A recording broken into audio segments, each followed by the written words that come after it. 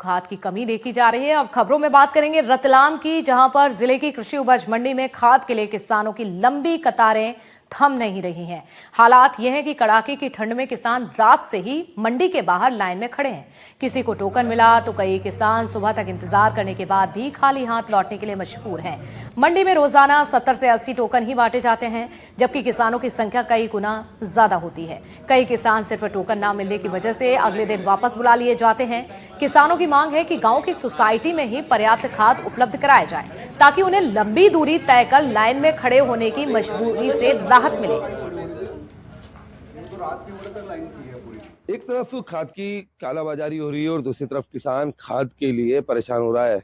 आलम यह है कि रात रात भर बैठकर नंबर लगाता है किसान और उसके बाद भी उसे खाद नहीं मिल पा रही है। इस वक्त मैं रतलाम की कृषि उपज मंडी में हूं और आप मेरे पीछे देख सकते हैं तमाम यहाँ पर वह किसान हैं जो खाद के लिए कल से यहाँ पर बैठे हैं, लेकिन उन्हें अभी उनका नंबर नहीं आया है।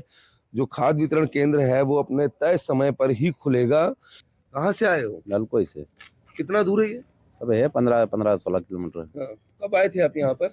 7:30 बजे आएगी तो सुबह 7:30 बजे।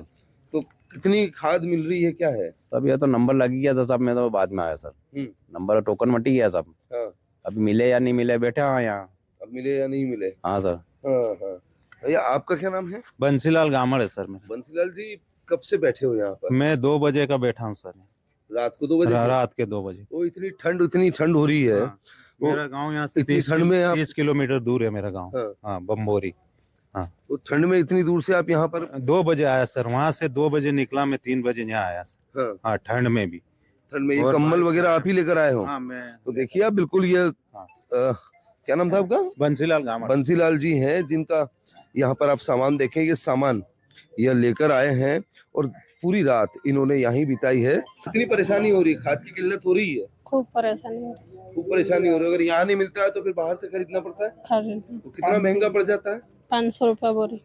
और यहाँ पर 200 से। यहाँ 200 की। बिल्कुल देखिए, कई ऐसे किसान हैं जो यहाँ पर परेशान हैं और वो चाहते हैं कि उनको खाद समय पर मिले, या तो फिर खाद के जो सेंटर हैं वो बढ़ाए जाए। कुछ और भी है। आपका क्या नाम है? भरतलाल जाट। जाट साहब, खाद की कालाबाजारी भी हो रही है? बिल्कुल हो रही है ना। कल बाजना में जो है शिवगढ़ से राजस्थान 115 बोरी जाते पकड़ी है और यहाँ केंद्र पर किसानों को जो है परेशान होना पड़ रहा है, उनको बोरी नहीं मिल पा रही है। बहुत जरूरत से ज्यादा परेशान हो रहे हैं सर। खाद के लिए एक इतनी किल्लत हो रही है जिसके कोई जवाब नहीं। सोसाइटी में जाते तो वो भी ना कर देते, यहाँ आते ये भी देते। अब सुबह 8 बजे आए थे, टोकन बढ़ गए सर।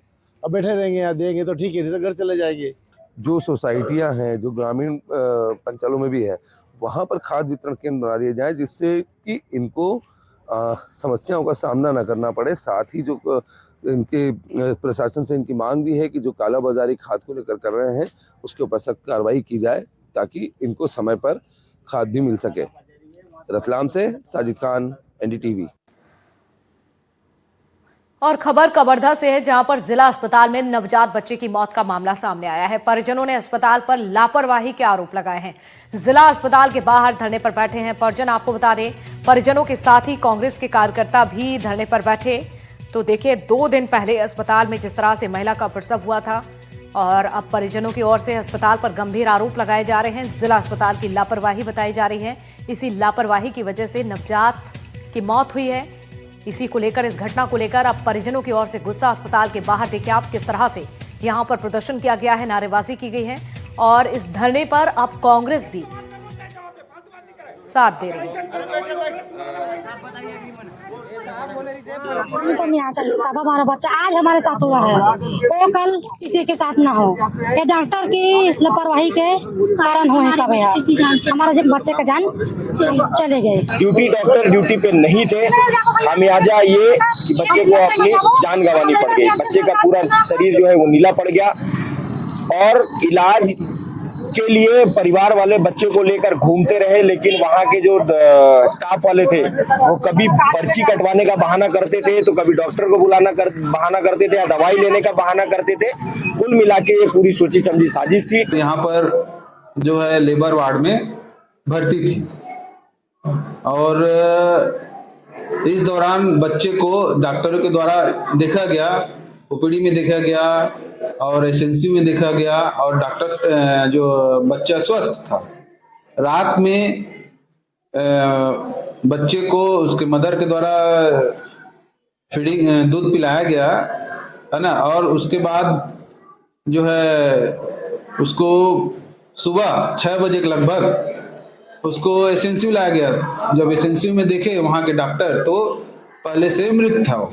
परिजनों ने डॉक्टरों पर लापरवाही का आरोप लगा रहे हैं। वहीं इस नवजात बच्ची की मौत के बाद अब कांग्रेसी भी इस मुद्दे को लेकर धरने पर बैठ गए हैं और ये मांग कर रहे हैं कि जो लापरवाह जिस डॉक्टर की लापरवाही सामने आई उसे बर्खास्त किया जाए, उनके विरुद्ध मामला दर्ज है। ये पूरा मामला गोचिया का जिला अस्पताल का है, जहाँ गोचिया निवासी जो परिजन है वो अपने बच्चे को यहाँ नवजात बच्चे को जन्म दिए थे।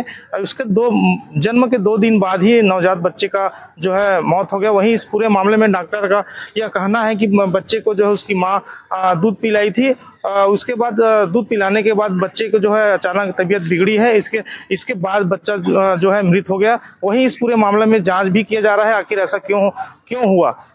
इसके साथ ही ये लगातार मांग कर रहे हैं कि जो कांग्रेसी हैं वो जो डॉक्टर हैं लापरवाही आरोप भी लगा रहे हैं कि हमेशा आए दिन इस तरह से जो है जिला अस्पताल में जो है लापरवाही देखी जाती है डॉक्टरों का। डॉक्टर जो है प्राइवेट अस्पतालों में जाकर अपनी ड्यूटी करते हैं। ऐसे में ये बड़ा आरोप है, आखिर जिला अस्पताल में इस तरह से जो है मामला क्यों थम नहीं रहा है। अब देखने वाली बात होगी जो जिम्मेदार है उस पर क्या कुछ कार्रवाई की जाती है। वर्धा से सतीश पात्रे, NDTV।